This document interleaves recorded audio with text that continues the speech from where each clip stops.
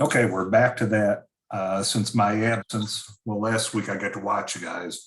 So today we are doing mohair leeches.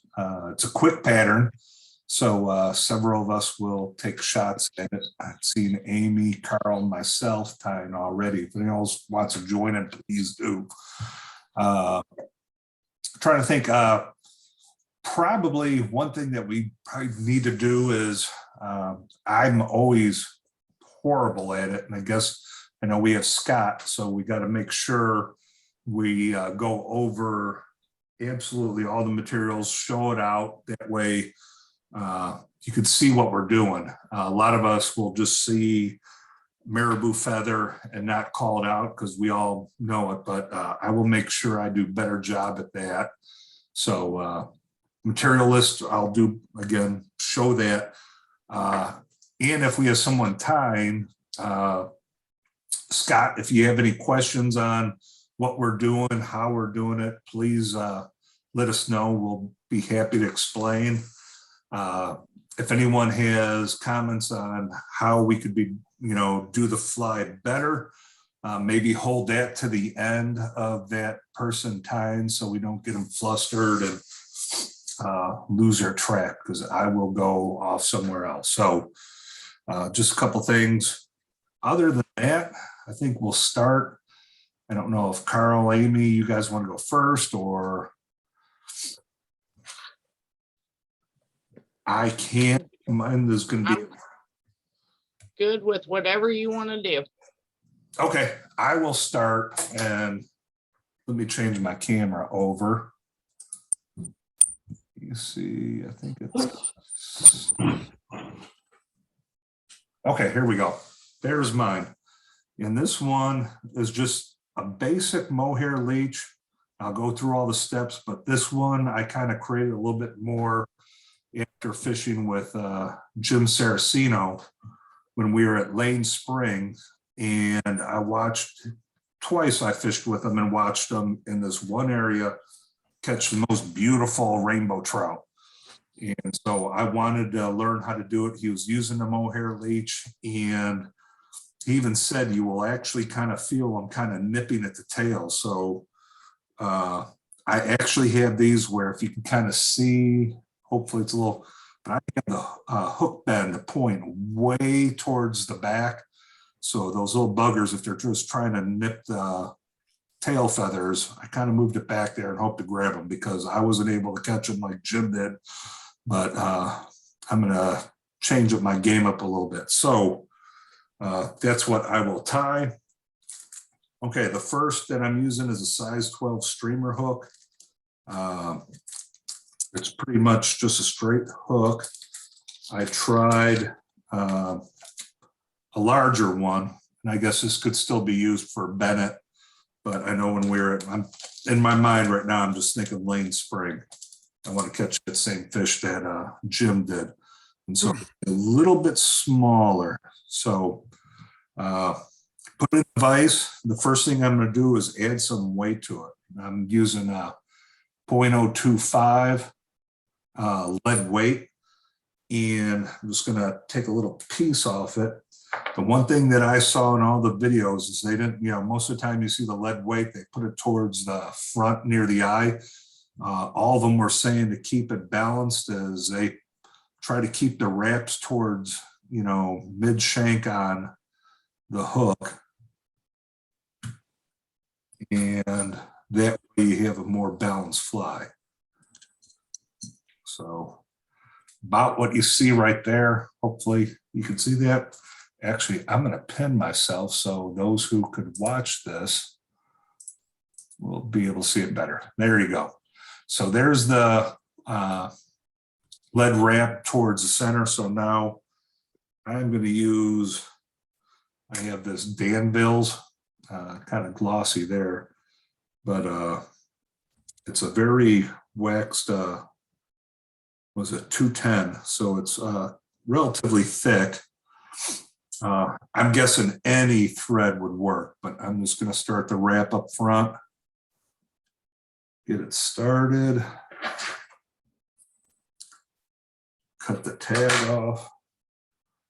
And I will keep my finger trying to keep that lead wrap towards the front until I could get in and wrap and kind of pull it, as you see, to keep it midway. Then now I'll start and go towards the bend of the hook, just then kind of build up some wraps. And once I kind of got that where you don't have to cover all of the lead because the mohair will do a very good job in it. I'm going to end it right at the end of that lead wraps. I'm going to use again, I don't have my marabou. I have some kind of other feather fluff. So it kind of does look like marabou, but the tufts are very short, but it'll work for this. So I'm just going to take some of those off. And like I said, I'm trying to keep this tuft towards where I could keep that hook point in the tail itself. Like I said, you could feel those trout were just nipping at the very tail of it. So I'm trying to give them less of a tail that they could get away with. So I'm going to cut some of this excess off.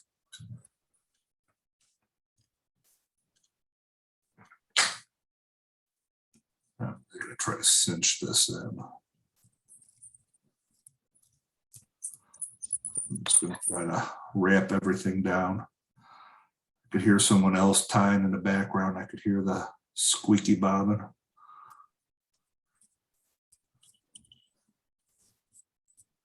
So there it is there. So now I'm going to bring this back to right at the start of the marabou. Now, here is what I got from Hargroves. It's leech yarn, Sculpin Olive.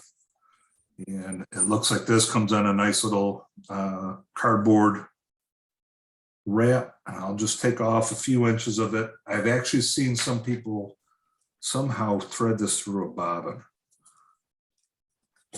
Don't know how you could do that, but again, I will now just wrap this in.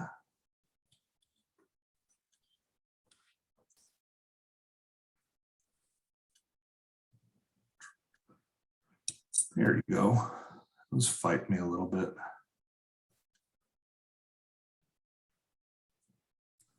And I will put a half hitch near the eye. I will use my holder on that.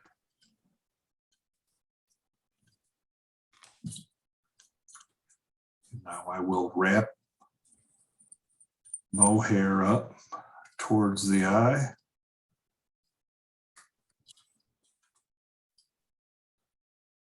And I will now anchor that in.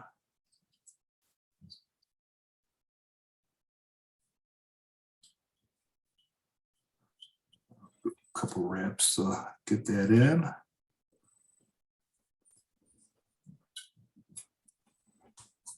And I will cut that off. So now I'll just try to make sure I wrap that in.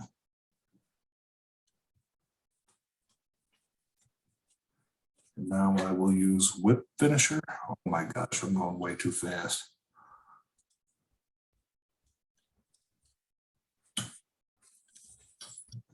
I'll do a double whip finish because I'm not using any cement on that.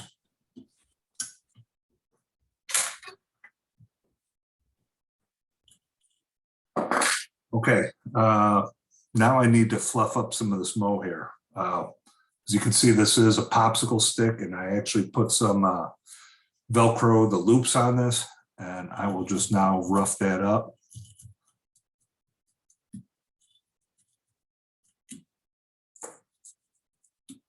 Try to make that look really buggy. You could hear it kind of sticking in there good. And then I'll just kind of wisp it back. If anything I see is further than the marabou, I will cut that off. And there it is. It's a relatively quick tie, maybe a little bit too quick for this call, but there is the mohair leech that I plan on using it late spring this year. So any questions on this? Got real quiet. That was great, Mick. Thank you. And yeah, no, I think on stop in and, explain the materials, I think obviously helps on everything. And again, we could all use refreshers on any part of it. Every time you think you know something, fly fishing will make you realize you don't. So with that and how this conversation came about and why we're on this fly is John had asked last week, he's going to be tying some flies to send to his brother in Florida for bass, if I think I remember correctly. And some of the things that we think in, trout only, well, a lot of them will go depending on, how hungry the fish is. But good fly. And thanks for putting that one in there, Mick. So we'll got a nice little stubby tail too. Yep. And again, it's cute. It's cute. It's cute. And it's the good thing with this is you could change it up, any of the flies that you see that, I could change something to make it work a little bit better for you. And if you put a forward facing hackle on it, it would make a great tenkara fly. There you it go. It sure would, John. It sure would. So, well, I'll go ahead. I'm going to jump in on the next fly. Trying not to laugh at John. And same thing, just traditional as far as a mohair leech. And then I've got a second one too. I had done this a couple weeks ago. And this is from Landon Mayer's book. And I kept thinking, I don't know why we all do that with books, right? You look at a pattern and you're like, man, that is just talking to me. And so I just did it. So I'm going to do traditional, same thing. What Mick had done as far as with the just a traditional mohair leech, give it a little bit, same again, your style.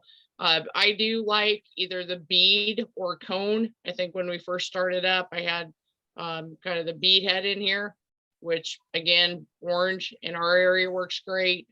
You're trying to make an egg sucking leech, right? So that's what you're trying to do. So you can use a bead on the front, plus it gives you the weight. And then also just kind of messing around and seeing, okay, what does this material do on here? So you have a little bit of flash to it. You can do a lot of different things. I am using a number 8 for this. And then the other thing is I'm going to just do a cone head on here. So as you're putting in your cone, you work it around, front goes narrow at the front, and put in your vise and cinch that in place. I do use typically lead-free lead weight and on a lot of the heavier flies too. So I'll go straight from the your 0.25 or 0.025. And I keep it on a bobbin. So the ones that have lost the ceramic insert and things like that, I find it's easier to handle on this. I tend to have less waste. And it's just, I can put it where I want it. So that's what I use all my broken bobbins for, by the way.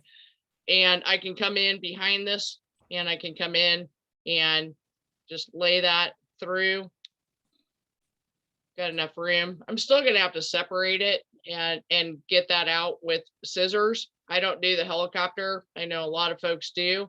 I'm probably, a good, 8 wraps on the lead. And again, it just helps keep it down. But I am going to go in with my scissors. I say this every single time. Use your lead scissors so pick up some, come in. I'm going to come in right really close, pinch that. And you can, again, helicopter off on your back if you want to, meaning you just come in, pinch it, twist it, and it's going to work its way off. And it breaks.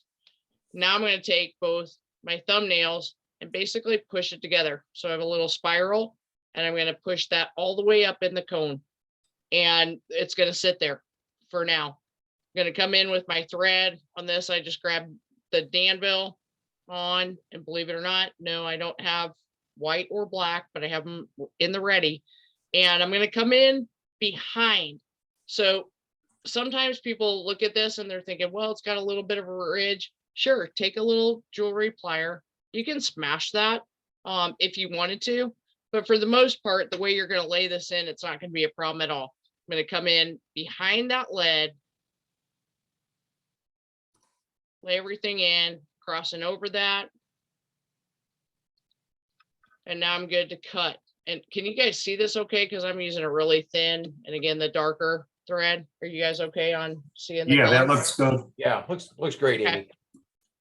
So coming in behind this, as Mick mentioned, I'm not trying to cover this lead. The materials are going to do that.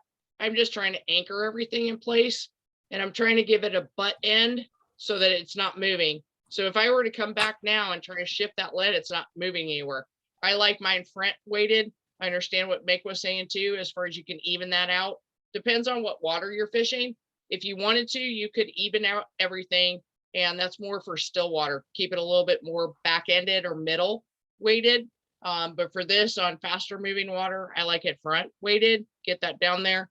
And so I've got everything kind of started in this. And with Marabou, so there's a lot of selection. They come in anything. And Mick was talking about like the butt ends of what he was working with that are shorter feathers. You guys all know I have an infrared heater under here. I do not want to drop feathers, otherwise things will really start smelling. But by the way, that's so you have shorter feathers on here. They're a little bit more fluffy, but they come and they're kind of sewn together. So encourage you, look at them in the pack. What do you want to use? And again, I look at a mohair leech kind of like a woolly bugger. I'm going to use what I need, but I might not use necessarily the premium feathers that I want to save for something else on a streamer side. But you have every color variation that you could even think of. So with this, because I'm going with more of a rust color, perhaps I want to use a rust. Works very well in our area. You might find yourself catching a couple smallmouth. Bass do like them.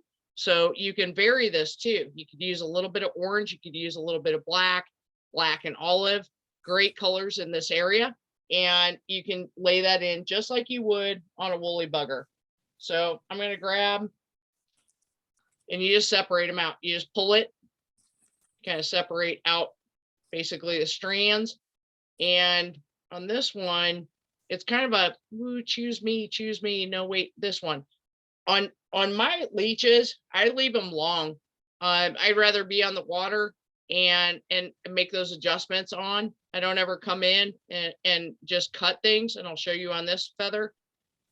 But I don't come in and cut because it looks like you came straight out of the barbershop and it looks cut. So instead, I like to leave mine longer and then just tear them. Lower to- it, Amy. We can't see what you did. Oh, well, okay. So I had this one and how I came in, and I don't come in and cut because it makes it so blunt. To me, it's what you get used to. But can you see how that's just straight on the scissors? Well, then if I lay that on, it's just a very blunt end on that fly. Instead, I like to take on a leech, I like to keep this a little bit longer. And the measurement part, because I'm probably not going to end up using this portion of it. I'm probably going to come in and just finger tear it. But I'm going to come in on this one and measure at least a full length where my thread is. And I could go all the way to the back, but I actually want this to help me build up some. So I'm going to come in here, measure on the shank. So basically hook eye to the bend, measure that, and it's plus a half. So it's about 1.5. I'm going to move that all the way back here and then come in. I'm just going to grab this, and I don't want to go too fast. I want positioning wraps. If I go too fast, it rolls towards you. So all it's doing is getting messy. I do not lick these feathers I typically have like a wet sponge underneath. If you want to, you can do that. If you lick them, your mouth's going to be green after a while. So try not to lick on your materials, but I'm going to come in, want to move that back. Now I'm going to come in up and over for positioning. And then the next one is where I tighten it. I'm going to go in, whoop.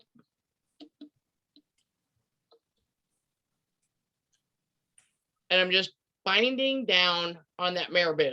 Now I'm going back towards the bend. On here. So it's nice in. I've got this portion of it. I'm going to twist that a little bit, come in nice and close with my scissors because I know my thread's out of the way. Going to come in, cut that. Now I can go in, I can bind that down more. And then with the mohair, this is buyer's choice. You could add flash in at this point. You could do a lot of different things. If you're used to tying woolly buggers, again, you could add in flash. I like more of a crystal flash so you can see that crinkle and that greenish. Just gives that iridescent. You could add it in. You tie it right here, loop it over, give a couple strands back, and you're good to go. With your mohair, and it just is a matter of which what you get comfortable using. So they come in spools, and like Mick had mentioned also, they come on the sheets, right? So they come in this part of it. I do spool my mohair. All you have to do is find one of your bigger, fatter bobbins and then just work it through with your bobbin threader. But it will come through. You can hold that and it's easier to position. What I look at when I'm looking at mohair is how stringy this portion is. So whether or not I'm buying it in a pack, whether or not I'm buying it from a sleeve, sometimes if you don't know, pull it out. Okay, if you're able to, do. If not, you're going to have some portions of this that you're not able to work with. So one of the things I look at with mohair specifically is how much is wound into this. So kind of imagine making a yarn. You're going to go back, and this gives me a nice section to work with. Some of the times you'll get to very thin areas, and let's just say that one's a really thin one. It's not if I brushed it up. That maybe you want to use kind of on the finish. So the next thing on this one, so it's a dark olive, matches the pattern. And again, in our area, olive is great. Olive comes in 600 different olive variations. So if you're trying to order online and you think, oh, okay, olive, but it does come in a lot of different variations. Some are more golden, some are more rust. Sometimes it's just a matter of practice, trial and error. Somebody else will use it if you don't. But this one, I like this as far as color wise. I'm kind of a color nut, like what works, what doesn't. So this one to me is more moss green. I'm going to go with the darker because I know once everything's wet. So I'm not going to use this off of my spool at all. And what I would recommend is if you're not comfortable with holding this in your hand as you tie it, put it on a spool or just cut a section. So I'm going to cut a section off, and I'm going to come in, and we talked about this as far as the dog grooming tools, all kinds of things. I have just a golf cleat cleaner, right? I'm going to pull this, and I'm actually just brushing it out beforehand and before I tie it in. You have a tie-in thread, and I don't know if you guys can see that or not, but you have how this is made, right? So I don't want to grab these fibers to tie it in because my fly is going to come apart. I want to make sure I pinch up on that, and I'm back at the back. Amy, is that a metal brush or is that a fiber brush? It's a metal, straight up metal. It's a golf cleat cleaner or Gotcha. Thank you. Yeah, you can find them at Walmart. So I'm going to come in, and the same way I would tie in hackle or anything else, I'm going to come over and I pinch that in, move my thread. If you have thread holders or anything else, and every wrap is with purpose. And what I love with mohair leeches is you don't have to come in and be necessarily so specific to come in and go, oh my gosh, it's back here. Great. I don't mind that fiber back there. I'm going to use it anyway. So I don't have to come in and clean it up. It's a great effective fly, as well as it's an easy one to just get the hang of the materials. On this portion of it, so I've got my mohair tied in and I don't need my thread. I can get it all the way back, up out of the way. And if you have a thread holder and you can pull it out of the way, great. I do not use a rotary on this, mainly because it's just like streamer tying. And you can see I'm coming in and I'm wanting this to have just the most ugly, bad hair day, right? So anytime you pick at a mohair like this, it just grabbed out. I'm gonna redo that. And you can see, again, it's on a string. I'm gonna come in and grab a lot more. But I want it to have just a really bad hair day, right? I want it to get going on the exact opposite of what it's supposed to be doing. So that's where I come in with the brush, and you can use anything from, I've got like a little fine tooth one that I can use. I can come in on that and brush it as I go. I find the metal, I like it. I'm used to it. I'm going to go against the grain. So I'm going to brush this. It's very sturdy, so it's not going to fall apart on you other than a good tie-in, like what I just did. But it is something where you can pull that. Just like a streamer, again, I'm going to get my thread back up out of the way. You could rip this on a rotary. That's great if you want to do that. But where you're going to find is the prettier fly, more effective as to the shape that you're wanting on this, is just come in, and it's about, I don't do more than maybe 3 wraps without coming back in with my brush. And I'm just brushing that all back up again. I'm getting everything that's untangled. I'm pulling it all back, laying that back up over again, and you just continue forward. And so it starts making that profile, but you want to keep talking to these fibers and getting them to move forward. Makes it very buggy. You can build it up a little bit more in the front, but as your hands are working it, just from natural moisture, that's why you want to keep moving these fibers to the back, lay them, move them to the back, come in, tease it up a little bit.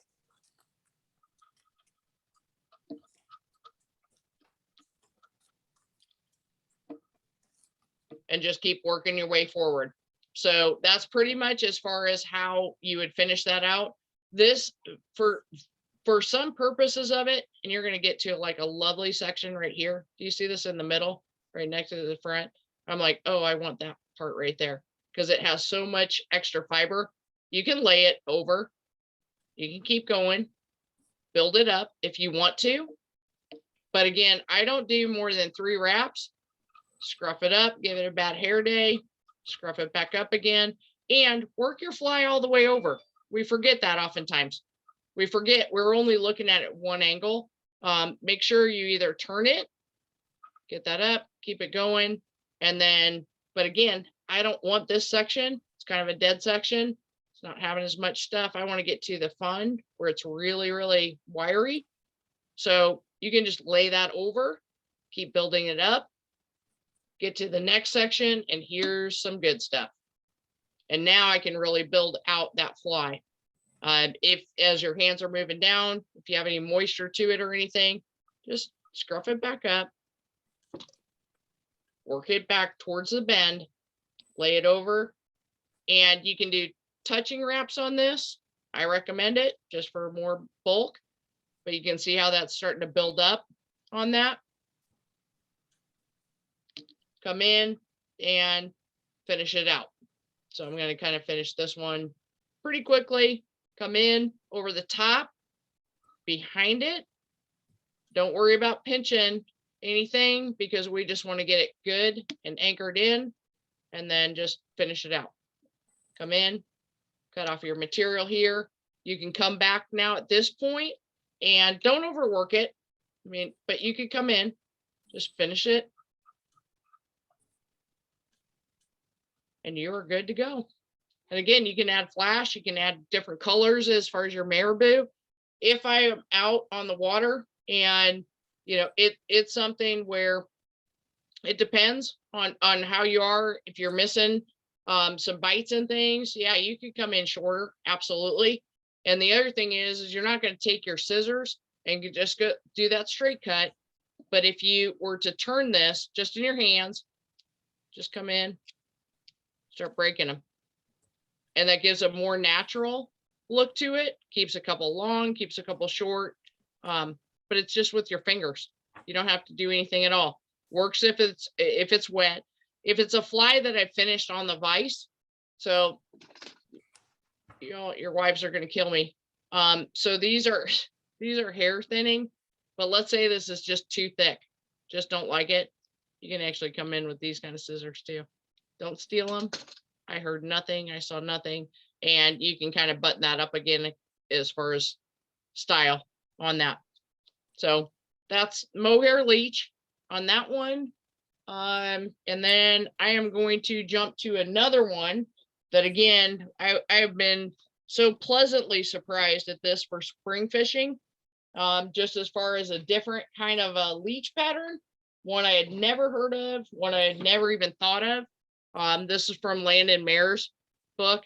And with this one, I'm using basically as far as it's a fire hole. I'm on number 12 on this one. Has a little bit of a jig pattern to it on this. Ties in a completely different material. And so I get to put this in. Yep, we're going black on black. And I'll use, get down to the end on my spool. I can see light on this one. I do not add any additional lead to this. This one is going to almost flip basically. So kind of think on the traditional as far as a jig pattern. And I'm going to come in behind my bead, lay that in. And now I'm going to use rabbit. So I like rabbit. Comes in every different color you can imagine. You can use, and again, we were on just rust colored. It comes in rust. And what I like with this one is the way that it flips in the water, and what it does is almost, it's been kind of bizarre, just as far as feeding frenzy. It's a little bit easier than a slump buster. It works well. Bass have taken this all spring. So it's just kind of a fun one because you think, okay, it's from a trout guy's book. And that's a parallel, not a cross grain, right? Yeah, this one is, yep. And you can get them in a lot of different, again, you can find so many different patterns on this. What I have found, so I have chinchilla. Yeah, nah, a little bit thin for me. I do truly like, and if you're not going to use them for these, then you can use them for small crawdads. So it definitely, with some of the people refer to them also as the zonker strips. If you get something that's too big, like what Roger just mentioned, it's typically not a crosscut. It's a little bit, it's heavy and it's harder to work with, but the micros work great for this size. So I have black on this, and I'm going straight up black because that's been the winner on this. You can go olive, and this is the one where I pull in ostrich. So on my tail end of this, again, a little bit plus on the hook shank part of it. I'd rather err on the side of correcting it when I'm on the water. So it's something where I'll leave it long as opposed to the other. So I've laid in my beads right there, no extra lead. I'm going to come back, and this is going to be a little bit more exaggerated, especially over your hook vise, you know, kind of the positioning on this. But I'm going to come in, and I'm actually back behind where normally I really like to stop at the point for anything else. I've got my material measured. Again, I don't lick this. If you need to have a sponge or something, you can dip your fingers in, but I've got a good length of it. And you can see that by the shank. I'm going to go back here. You separate these forward, and that's how you get the most material basically down. Come in. Wrap over, and generally 2 or 3, and you're in a good position. Unlike the Slump Buster, which is another good bass one, I'm not going to do anything with this other than just get it out of the way right now. So dollar store, pull it back. I can either clip that back to my vise neck, and then I can work with the rest of the fly. And I can put in now either dubbing, which I like, or you can use something more on kind of a laid ribbon, which again comes in anything else. I'm just going to put in a little bit of dubbing on this. And mostly what I'm doing is just covering that. If I just did this in black, either way, it's great. You don't have to add in a lot of additional flash to this. I'm just going to put on a little bit of dubbing. What I like with this one is there's really no additional wire or anything else. Come in.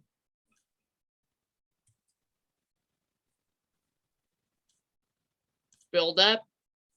It's kind of a good little clunky fly, I guess. So I just have a dubbing in there. I didn't do a loop or anything. Now I can pull this rabbit forward. And all I'm going to do on this portion of it is split it one more time. Come in, got an area where I'm closest to my hook shank and closest to the material that will tie in. One positioning, next one around, wrap it, and it's tight. On this part of it, you can cut off right here if you want to. If you're not really comfortable with that, I would recommend come on in behind and maybe perhaps do a whip finish, so that you can get everything secured in. That way, if the ostrich falls off, your fly is still really good and it'll still really fish. So come in with that portion of it. I know everything's anchored in. I can let that out. And now I can come in, cut that part of it off. On this side of it now, so ostrich comes in a lot of different feathers, everything else. So we talk often about buying and where do you get it and everything. And if Terry were on the call tonight and I haven't seen him yet, you know, the interweb is not your friend. So this is maybe what you would find on Amazon. This is maybe what you find at a fly shop or talking to somebody in person. It's not always the same. So definitely if you can get your hands on material to see what it is, always helps. I'm going to grab 2 of these and I work from the end. I'm going to grab 2, peel them off, kind of rigid on that part of it. And on this, coming in, I'm just going to cut that portion right here. I'm back, and you can come back a little bit on this, but I'm going to come in underneath, and I'm on my 45 on this side. Come in, I'm going to pinch that in, and now everything's kind of secured in. I can do just like I do with hackle on dry flies. I can come behind this. Great. And the more times I do that and kind of create a thread jam, it creates more perpendicular. You don't have to, just get it anchored in, cut on top if you need to get those out of the way. And you can use your hackle pliers at this point, but I do like ostrich just from, it's easy to work with. It's a little bit more forgiving, but I do one up on the bead. I'm going to actually come one behind it. And I might actually go one more behind it, depending on what that look is. And you can see how it starts to spike out. Now I can jump back forward and I'm right at the bead. And now I can come in with my thread right behind, just like we tie in a lot of other materials, anchor it in, go one in front just to make sure. And for new folks, keep this on till you get done. Just go ahead and like cinch it back out. If you have a little spring on your vise, put in the little springy thing. And I'm going to go ahead and whip finish this, because I know, just like hackle, our materials have a mind of their own. So I'm going to come in, do my whip finish. Got 3 turns, 4 turns on there. And now when I anchor in, I want to make sure I pull on my thread and I can feel it set behind there. If you go too loose, your flies start falling apart. But as you pull on this thread, don't yank it, just give it a nice little, and you'll actually feel this little click. Come in, I can cut there, I can cut this, and I'm going to fish. So that's all I have. This is a great fly though. A lot of fun. Again, as you fish it, kind of picture that's more how it's going to ride in the water for you. So you can see how it's very effective on that. What's its name, Oh Amy? yeah. It's a leech. I'll look it up while we're on the next one, John. It's Okay, in no, I'll just Landon call it- Mare. That's okay. I'll just call it Amy's leech. It's not mine. I can't take credit for it. It's Landon Mare's. I saw it in his book, and as I was looking through that, it was just one that literally just jumped off the page. I've thrown this in the water, and all of a sudden I can't believe like how many fish go after it. I love it. I love the way it fishes. It's a little bit on the jig style, and so it works and it throws great and it holds up really, really well. So if It looks anything, nice. ostrich, yeah, ostrich and your squirrel, and you're off and running. I thought you could just call it Ronaldo. Hey, that'll work too, you know? I'm gonna tie some I up don't for my know. brother, so I just needed something to reference it with. Well, we'll give you some names, John. We'll give you some names. So yeah, Hey, I we don't can need no come up- stinking names, man. I got a video. Oh gosh. Okay. Well, anybody else, Carl? I know you had your vice up. You got anything for us? Oh, I can do, I mean, we've done enough leeches. I was going to offer up one I tied while you were doing it because I just had some weird material around. I think I actually got it from Judy and her quilting stuff. This real Ooh, shiny, glittery.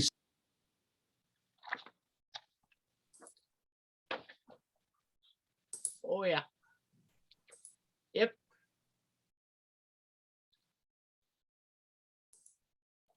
We lost your volume, Roger. Yep. I had it muted. Sorry. Look good though. It looks very good. And I like that. It looked like it was kind of a purple and pink and everything color. I like that one. It was just this whole bunch of stuff that was, let me pin this so I can see what I'm showing. You think it'd be something that, you'd give to a little girl with a hot glue and turn loose on the dolls or whatever, but it actually pulls out very nicely. It's about 2-3 inch long strands. Here you go. So you can go in and you can spend a lot of dollars on this in the fly shop. It looks like this stuff. It's called Ice Wing. It looks almost the same. It has like long fibers. You see that? Almost looks like the same as what you just had in there, but you have fancier colors. Well, this stuff's made where you can fuse it on with an iron or something like that. Judy didn't want it anymore, and I said, well, I can use that. We are good for that. Yeah, my wife does that with the beads she gets tired of using on her jewelry. And I've got some real nice Swarovski crystal that I've been trying to figure out what to use it on. Too rich for my blood. That's expensive material. Too rich for my blood too. That's why I'm glad she gave it to me. I found mine. Mine's called a mini leech jig, John. Real fancy there. And yeah, it's page Okay. 60 on Landon's. I'll send you pictures of each one. It's simple. But yeah, they call for micro pine squirrel. And then he has a picture of a leech. Oops. He has a picture of a leech on there. Yeah. Okay. That's not my hand holding that leech, by the way, in case anybody. That thing was beat up. Yeah. Looks like a leech I use for walleye fishing. I like it.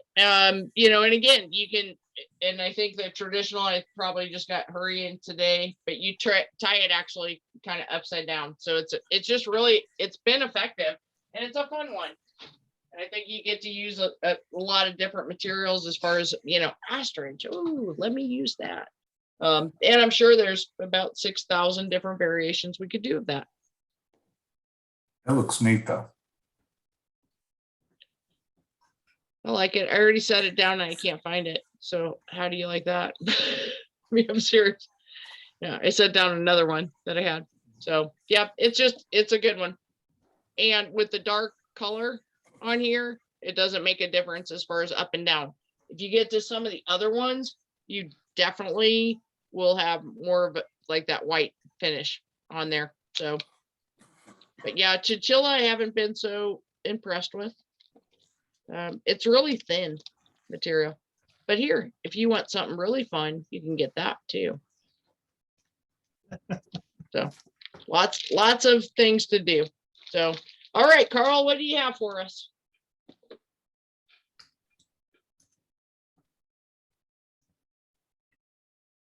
Was he muted or did he go to? Yeah, I unmuted. Sorry. I was trying to, I do that at work. It's like, oh crap, I'm on mute. I start talking and then have my thought out of the way and then like, Carl, we didn't hear you. And I'm like, oh, what did I just say? So anyway, this you talk about the egg sucking leech pattern. That one of the things that that I was watching a video on YouTube with this guy, and I don't remember his name. He was down at Lane Springs fishing the little piney, and he had a little black leech, and all it was about a size maybe 14 scud hook with a black or the red bead on it, and was a piece of black chenille that he tied in and burnt the ends of it so it would taper. And it's a pretty killer little fly, but it's so stupid silly to make. But I tried it a little bit this weekend and was able to catch a couple good bites on it, but I kept missing the fish this weekend. But I caught some fish too. So, but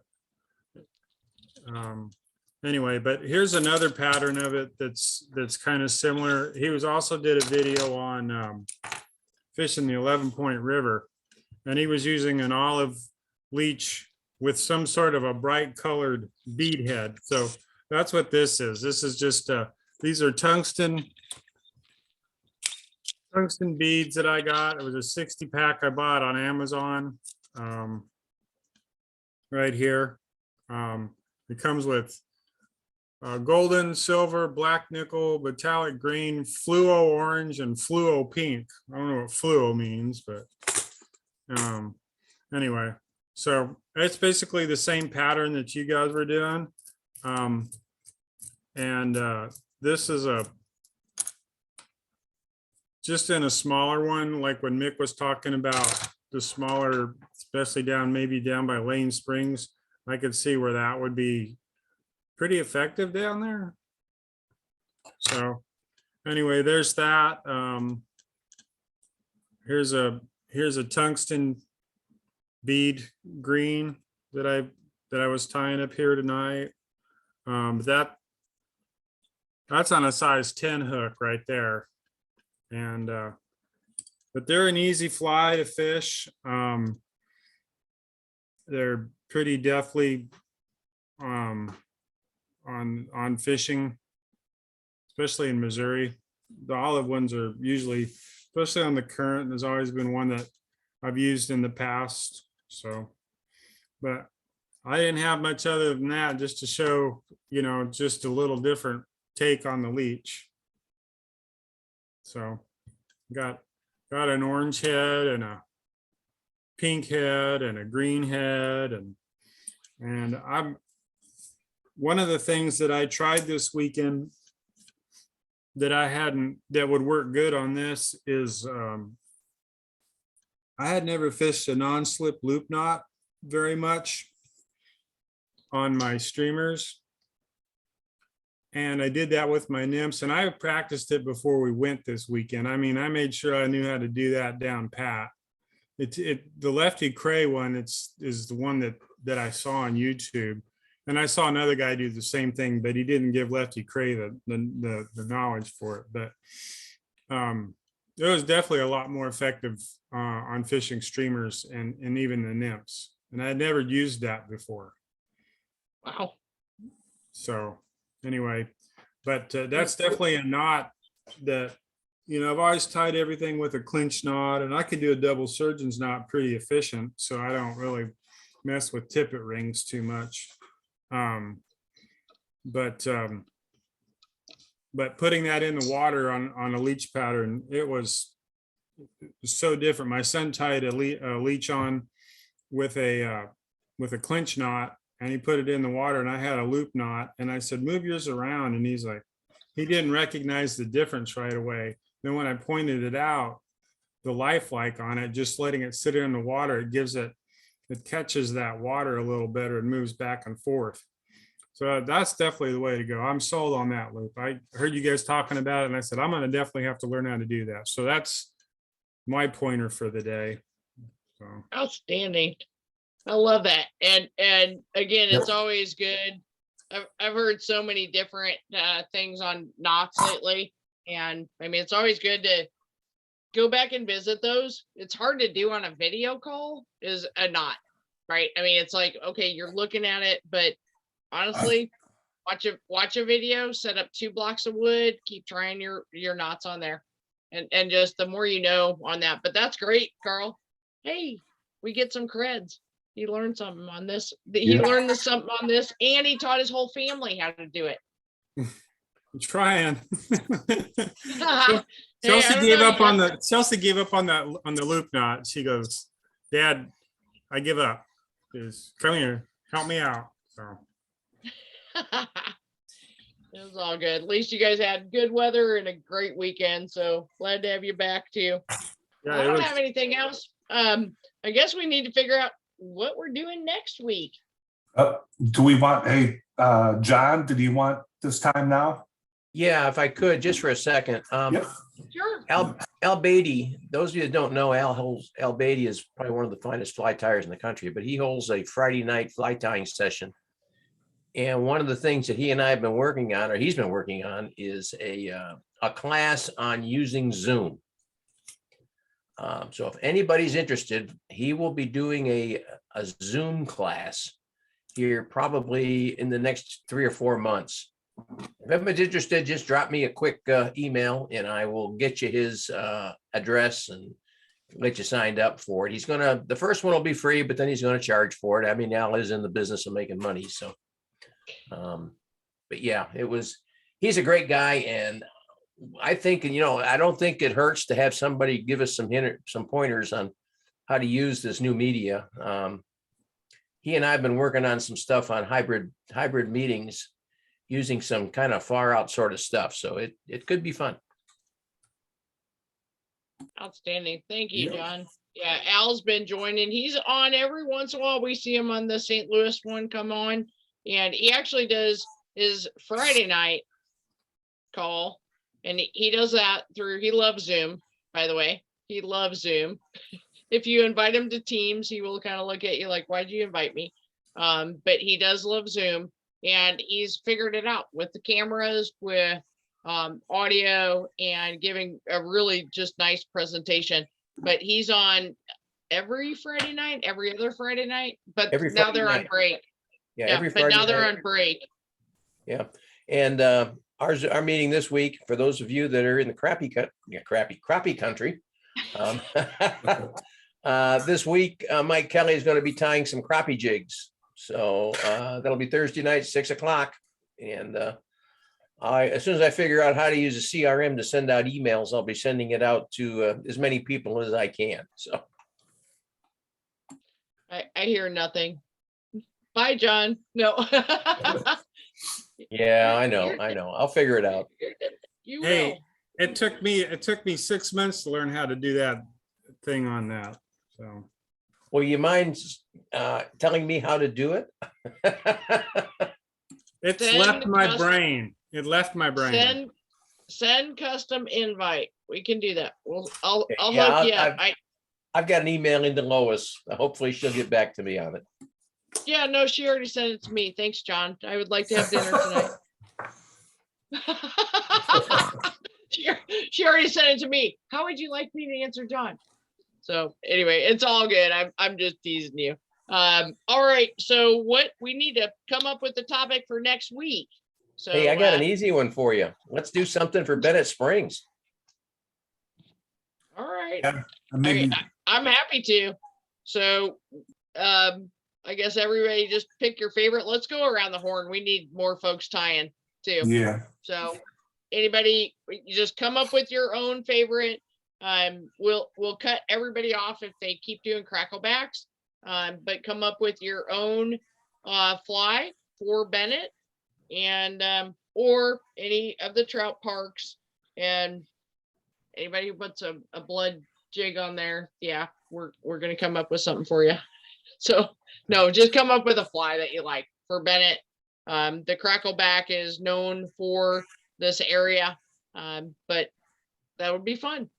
yep, I agree. Any of the folks who can't join us for Bennett, it's still some good information to have. And I can even use it on my Tenkara rod. You probably can, John. Yeah, yeah. John, I got a fly for you for your Tenkara rod for Bennett Springs. I have Cool. a perfect fly for you. Amy, Oh, just that's- just to let you know, I am bringing my Western fly rod this time. So I want Okay, to spend well, one day I mean, using traditional fly fishing methods this time. I'll still keep you at the fast water, but you can use whatever you want. All right, all. Well, have a great week and thanks. So, yep, next week is Bennett Springs special. Yep. Just or, you know, what any of the newer folks jumping in, you're kind of like, what are you guys talking about? So we have a traditional one here in St. Louis called the crackleback, and it can be used as a dry fly or a wet fly. Bennett blue is typically the color to go with. It's kind of iridescent, but kind of bright blue. And so I'm sure somebody's going to tie a crackleback. Do we have any folks who want to jump on of tying a traditional? I'm not going to call on Jim Saraceno. I don't know if he's traveling next week or Yeah, not. there's the Jim, blue you- that Rogers got. That's, No, I am around. I'll be more than happy to tie anything that you want. Honestly, I don't fish the trout parks much, so I don't know what to tell you to fish, but if you want me to tie a crackleback, I'm all over that. Let's have Jim start it off next week with a crackleback just for Missouri tradition. And then Yeah. we'll go from there. And All right. yeah, you know, it took me 4 years before I caught a fish on a crackleback in a Serious? state park. In Wow. a state park. wow. That was the key, is I kept thinking, why is everybody so ramped up about this? But you know, could have been my fly, who knows? But I think it's a good one to know. And I think when we get to techniques, as far as, you know, the thing with me with looking at crackleback, you know, if it's right or wrong, just because of the way that the hackle lays on there. But I love them. And the fact that they're so versatile as far as dry fly, wet fly, you can do so much with them. And it's a good building block for a lot of others. So we'll start off next week and Jim can tie and then we can all jump in because, you know, I'm tying my caddis if there's enough time. So I've got nymphs, so.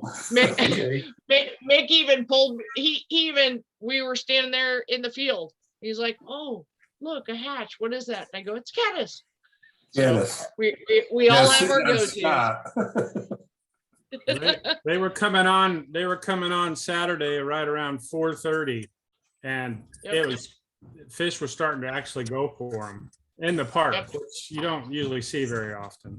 But I usually never get to fish that late in the afternoon anyway. Usually I have to be on the truck on the way home by 2 or 3. So, We got plans for you in 2 weeks, so we'll keep you out later.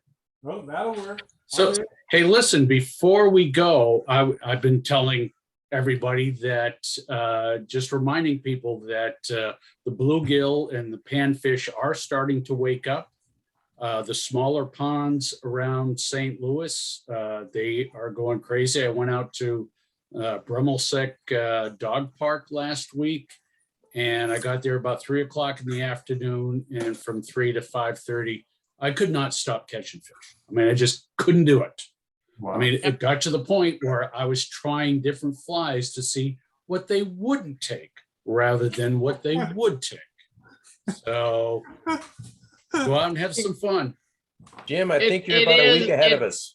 I think we're just getting ready to start. I spent the last week and a half with a bunch of second and third grade kids teaching them how to fish, and we didn't get anything except a couple of largemouth, but I think you're right. I think they're starting to come in now. We caught a lot more today than we have, so. Yeah, well, certainly the Finally. big ponds have not started yet, but the Yeah. little ponds, yeah, they're waking up and they're ready to go. Yeah, water So- temperatures here have been still around 40 degrees for the last week or so, so I'm hoping they'll get up above 45 pretty quick, and that'll bring Yeah. everything out. Just a little bit of sun. Yeah. And you know, it's funny, Jim. So I hit Depair last week, and I've hit it actually the last 3 weekends. And I had one weekend I went out, and we talk about this all the time when we get out in the water. And you think, yeah, I got it dialed in, right? Because you were there the day before, and you get out and you try exactly the same thing the day before, and nobody will even give it a look. And so all of Yeah. a sudden you go, wait a minute, you know, because we're all that, right? So it was kind of funny because I actually on Sunday when I went at Depair, I caught a carp. Ha! The week before, I caught a catfish, and I wasn't even going that low. Before that, I couldn't stop on bass. So it's just a matter of just try up, like Jim said, try up different things, but get out. Just get out and try it. And for any of our newbies who don't have enough flies, obviously you figured out we have enough to last you a lifetime. So if you need any help with any of that, or you're saying, you know, what do I use? Please just call. And we're happy to help you round out until you're fully tying and addicted to all the rest of it, what we do. So And take a On kid that fishing note- with you. You know, pick a kid and take him with you, because There you they like go. to fish too. yeah, no, I'm terrified of that, but okay, I'll let you do that. every time they say it, they're like, will you come out and help with kids fishing? I'm like, no. So I will let you guys know. For those who didn't, I was on a call last week that kind of went funny. And then I hear things moving up there. So all of a sudden I'm on a Midwest call last week, and they're saying, well, you know, Amy, do you want to say we have a new program starting up in Wisconsin? You know, well, you want to tell us about the new baby? I'm like, what? So kind of funny. So I'm a grandma in about 3.5 weeks. Oh, congratulations. Congratulations, that's Oh, great. wonderful. Wonderful. We've been keeping it quiet, but when they said that, I'm like, I've told one person. So it was funny. I'm like, how did you guys know and everything? And so then I really, and all of a sudden you saw like, no, wait, that wasn't what I was talking about at all. It was a perfect, it was a fun one. Yep. My oldest son, who's in Chicago, they're having a baby. May 6th is the date. So I will get to see boy. what it's like on that other side of grandma. And Well, of you course, guys you're can going to also- Chicago, right, for the birth? No. Why not? Because I'm the son's mother. That's what. Your point? No, I'm on that kind of, you know, I'll be told what. No, Okay. I'm kidding. I will be around, but now she's got her family there and 2 sisters, so Okay. we'll just kind of. But yeah, grandma. So Future first fishing time buddy. ever. There you go. I'm thinking pink camo, right? Pink. Yeah. go. pink camo. You know, we've been keeping this quiet and kind of just waiting for everything to settle down all the way through. But there's been a number of times where Steve and I walk through and go, that's really darn cute. Man, there's some cute clothes out there. So it's fun, and it doesn't matter, it's just healthy. And again, everything's been going great, but gosh, what a time right now, as far as both of them got COVID earlier on. You know, you just want the day to be here. Just Yeah. so I will keep you guys posted. And All right. yeah, I hope I'm not on a plane somewhere where they're trying to, that's how my schedule's looking right now, going seriously right now. But all exciting. That's a great week for us. There's a lot of other stuff that week that it will be very memento. And so other than that, but I did think, so if you guys start seeing like pink flies and stuff, yeah, it's not me. It's just We'll a have to family call thing. you Granny. I don't know, come up with something. Yeah, I don't know. I'm not offended by any of that. So it's funny because people are just like, really, your first one? I go, yeah, my oldest son's 30. Yeah, I'm okay with it. I'm all good. And I've earned every gray hair and every wrinkle. So yes, we are good with all of it. Nice. So, Cool. all right, all. Congratulations. Well, thank you. Yeah, we're excited about it. And man, you can just keep the great grandma. So we have some great grandmas in the family too, which is they're loving it more than the grandmas are allowed to. Which I guess is a whole new thing too. And so I'm like, well, that's pretty cool. 4 generations, pretty cool. Yeah. So all right, all. Well, I will let you guys start working on your Bennett flies. Yep. We'll connect next week. Sounds Okay, good. see you next week. Tight lines, All Al. right, Be take well. care. Let's see you. Bye, Amy. Thank you. See Good ya. night. Thank you. Bye.